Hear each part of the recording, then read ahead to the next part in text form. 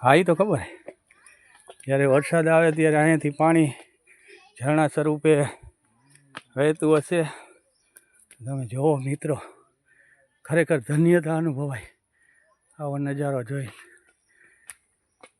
તો એક વખત સિરામિકની દુનિયામાંથી નીકળો અને ચોટીલા પંથકની મુલાકાત લ્યો. હિંગળાજમાનું મંદિર છે. જો આ પણ ઝરણું જ છે એક પ્રકારનું, પણ અત્યારે નથી, વરસાદ હોય ત્યારે હોય છે. આવો એક વખત આવો.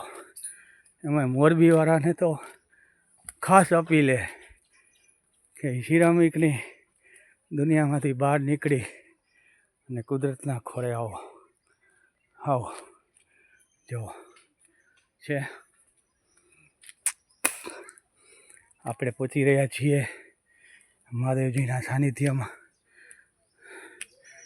આવી રહ્યા છીએ. એકદમ નીરવ શાંતિ, નો ઘોંઘાટ, નો કાંઈ, બસ શાંતિ શાંતિ ને શાંતિ.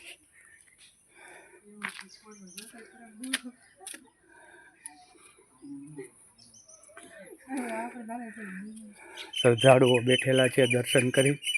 અમે દર્શન કરવા જઈ રહ્યા છીએ. આ છે મંદિર, તમે જોઈ રહ્યા છો. અને મંદિરથી નજારો તમે જુઓ.